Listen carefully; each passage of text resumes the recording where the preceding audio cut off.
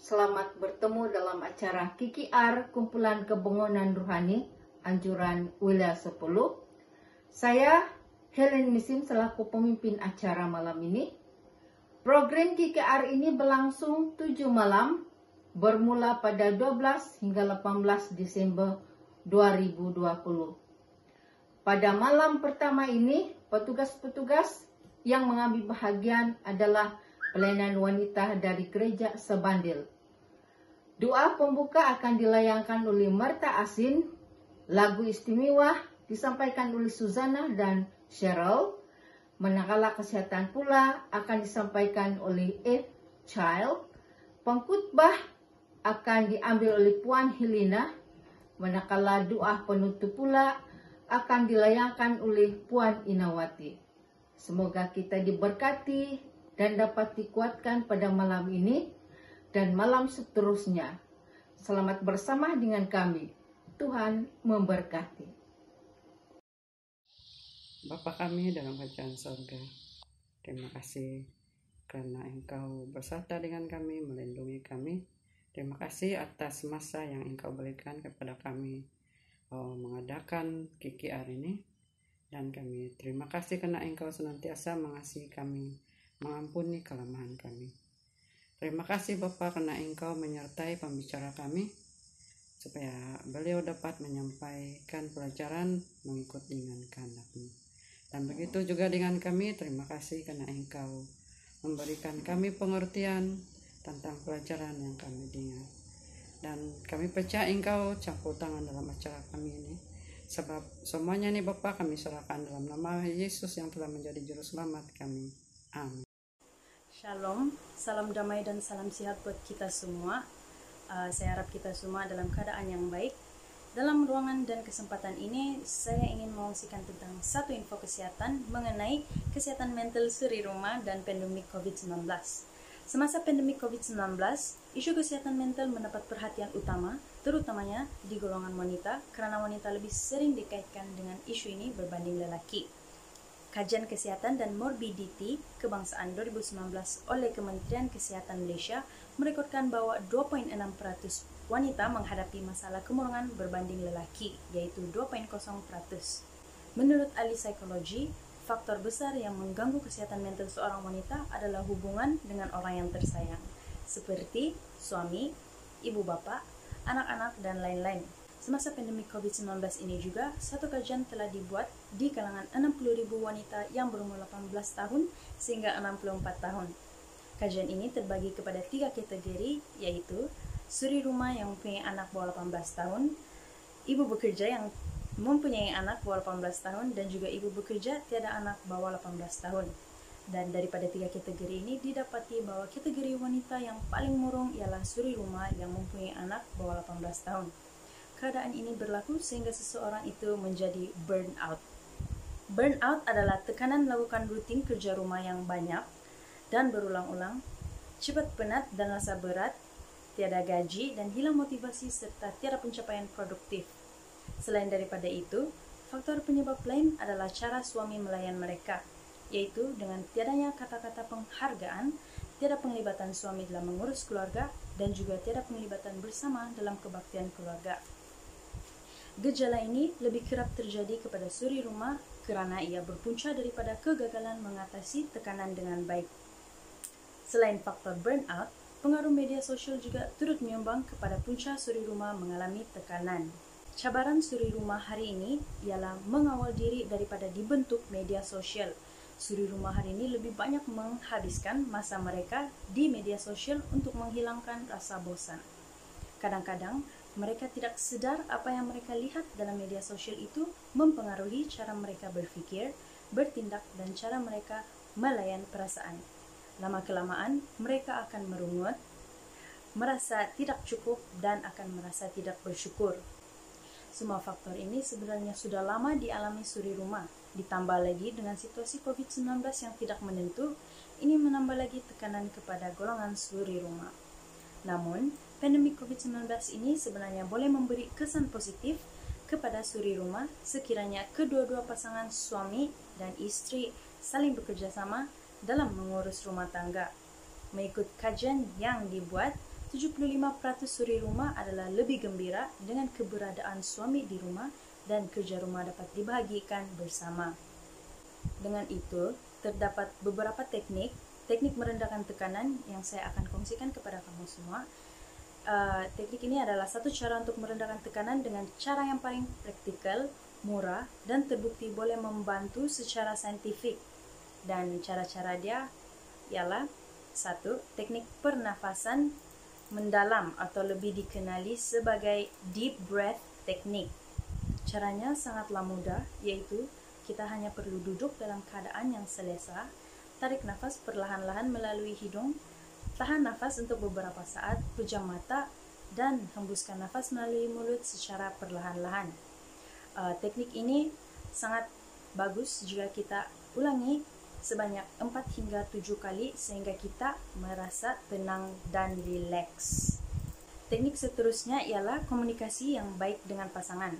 Komunikasi yang baik dengan pasangan bukan sahaja dapat membantu ataupun memupuk kasih sayang, malah dapat menjamin kesehatan mental suri rumah. Komunikasi langsung adalah jauh lebih baik daripada komunikasi kiasan. Salah satu cara komunikasi yang baik adalah menggunakan I message daripada you message. Contoh ayat komunikasi yang baik yang seharusnya kita amalkan ialah, saya penat, bolehkah saya berehat hari ini? Berbanding, kamu tidak pernah menanyakan saya penat ataupun tidak. Selain message yang jelas, komunikasi cara ini boleh menurunkan kadar tekanan yang sedang dihadapi. Dan seterusnya, menaikkan self-esteem suri rumah. Untuk meningkatkan self-esteem seorang suri rumah ataupun seorang wanita, hargailah setiap pencapaian yang hendak dicapai, sama ada dalam jangka masa yang pendek ataupun dalam jangka masa yang panjang, walaupun hanya sedikit dan kecil, kerana ia mampu meningkatkan self-esteem dan mengurangkan tekanan. Dan yang terakhir ialah dapatkan rawatan sekiranya diri bergejala sakit mental. Ini adalah sangat umum apabila kita dapat rasa yang kita sedang mengalami simptom-simptom ataupun gejala yang menunjukkan bahwa kita berkemungkinan mempunyai sakit mental, adalah sangat digalakkan untuk kita berjumpa dengan pakar dan mendapatkan rawatan dengan segera. Dengan ini, saya harap apa yang sudah saya kongsikan dapat memberi manfaat kepada wanita-wanita dan golongan suri rumah di luar sana, agar kita bersama dapat menjaga kesehatan mental kita. Dan saya harap apa yang sudah saya kongsikan juga dapat memberi kesedaran bahwa kesehatan mental adalah satu perkara yang sangat penting yang perlu kita jaga dalam diri kita. Dan terima kasih atas perhatian kita semua. Semoga Tuhan memberkati.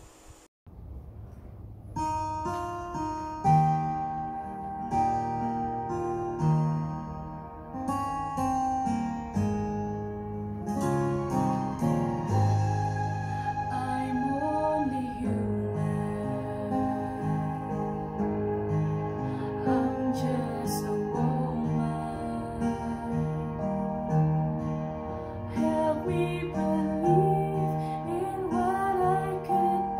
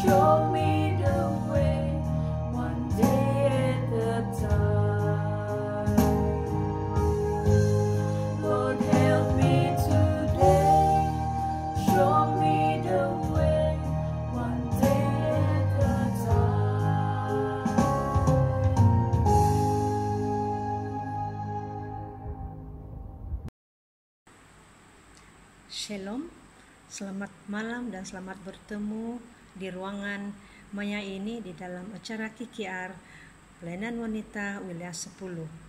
KKR ini akan berlangsung selama 7 malam dengan bertemakan kasih Tuhan. Saya percaya setiap atau seluruh gereja di daerah Sabah ini maupun peringkat mission sudah pun menyusun acara, program, aktiviti-aktiviti yang perlu dijalankan pada tahun ini, tetapi disebabkan pandemik yang telah menular ataupun yang melanda dunia dan juga negeri kita, maka aktiviti kita ini tidak dapat dijalankan. Apapun kita berterima kasih dengan teknologi yang ada juga aktiviti yang kita boleh jalankan dengan menggunakan teknologi ini melalui Zoom ini, dan kita dapat bersama bersua muka di dalam alam maya saja. Sebelum saya meneruskan pelajaran saya pada malam ini, saya ingin merakamkan jutaan terima kasih kepada seluruh pelayanan wanita di wilayah 10 ini, karena dengan komitmen mereka yang sungguh baik sehinggalah KKR ini dapat berjalan dengan baik dan jayanya. Saudara-saudari yang saya kasih di dalam Tuhan, pelajaran yang saya ingin kongsikan pada malam ini adalah bertajuk kasih Allah. Dan sebelum itu mari kita buka dalam Alkitab di dalam Yohanes 1 Yohanes 4 ayat 7.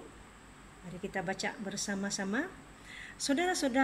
Saudara-saudaraku yang kukasihi, marilah kita saling mengasihi, dan sebab kasih itu berasal daripada Allah, dan setiap orang yang mengasihi lahir dari Allah dan mengenal Allah. Di dalam ayat ini mari kita renungkan 3 poin utama. Yang pertama adalah Allah adalah kasih, yang kedua peliharalah kasih, dan yang ketiga saling mengasihi.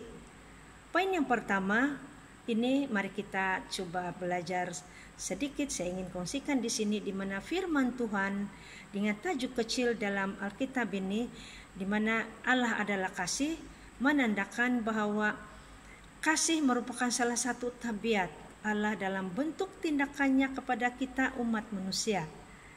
Kasih bukan berarti Allah, tetapi yang sebenarnya Allah adalah kasih. Jangan kita salah mengartikan agar kita sadar dalam pemahaman tentang Allah, kasih Allah. Mari kita baca di dalam keseluruhan firman ini di dalam 1 Yohanes pasal 4 ini.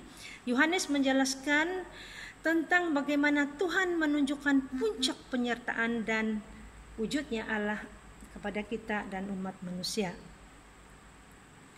Tuhan Allah memberikan penekanan untuk menyadarkan kita bahwa barang siapa tidak mengasihi, dia tidak mengenal Allah. Sebab Allah adalah kasih, dan sebagai wujudnya kasih itu, Ia mengutuskan anaknya yang tunggal dalam dunia supaya kita hidup olehnya, sehingga Yesus disalibkan dan mati membuktikan bahwa Dia adalah anak Allah. Saudara-saudari yang saya kasih dalam Tuhan, poin yang kedua adalah peliharalah kasih. Sehubungan pada saat ini mari kita fokus dengan tema yang telah saya nyatakan tadi, dan kita pergi kepada poin yang kedua di sini, mana ini adalah kesinambungan di mana Allah adalah kasih, dan di sini juga dinyatakan bahwa peliharalah kasih dan saling mengasihi. Dan setelah kita mengetahui bahwa Allah adalah kasih seperti yang dijelaskan pada poin yang pertama tadi, yakinkanlah diri kita saat ini bahwa betapa besar kasih Allah pada kita, sehingga Ia mengurniakan anaknya yang tunggal untuk rela disiksa, dikorbankan, sehingga dimati di kayu salib karena menebus dosa-dosa kita dan dosa-dosa umat manusia. Dan yang percaya dan melalui penderitaan, kematian, serta kebangkitannya, Yesus merupakan proses untuk mendapatkan kemuliaan di surga. Dan itu merupakan satu anugerah Tuhan yang sangat luar biasa kepada kita. Saudara-saudari yang saya kasih dalam Tuhan, meskipun kita belum sempurna, harus tetap dinyatakan harus bertumbuh kasih seharusnya tidak bersyarat, dimiliki oleh semua orang, ditunjukkan untuk siapapun. Kita harus berusaha untuk mengasihi. Ketika kita masih bernyawa, setiap detik saraf di dalam tubuh kita berdenyut, maupun di dalam perasaan kita, di dalam kebencian, di dalam keinginan untuk membalas dendam, salib Kristus tidak memberi kita pilihan tentang kasih. Kita harus mengatasi keangkuhan kita dengan taat berusaha, mempraktikkan kasih di dalam setiap keadaan. Saudara-saudari yang saya kasih dalam Tuhan, jika saat ini kita baru sadar bahwa Allah adalah kasih, jika saat ini kita belum memelihara kasih, mohon tuntunan Roh Kudus untuk bekerja atas kita, untuk mengarah kita ke arah yang Tuhan kehendaki, supaya jati diri kita sebagai anak-anak yang lahir dari Allah. Mohon petunjuk pada Tuhan, bawa dalam doa supaya Allah dapat memperbaharui hati kita di dalam hidup kita, agar kasih itu selalu diutamakan di dalam hidup kita. Percayalah, jika kasih telah kita miliki dan kita dapat memeliharanya, maka sukacita akan memenuhi hidup kita. Saudara-saudari yang saya kasih dalam Yesus, poin yang terakhir di sini adalah saling mengasihi. Saling mengasihi adalah satu tindakan yang dikehendaki Tuhan di dalam hidup kita sebagai umat percaya kepadanya, dan itu adalah perintah utama dan yang terutama. Yesus berkata bahwa hukum yang terutama adalah kasihilah Tuhan Allahmu dengan segenap hatimu dan segenap jiwa ragamu. Saudara-saudara yang saya kasih, Allah adalah kasih.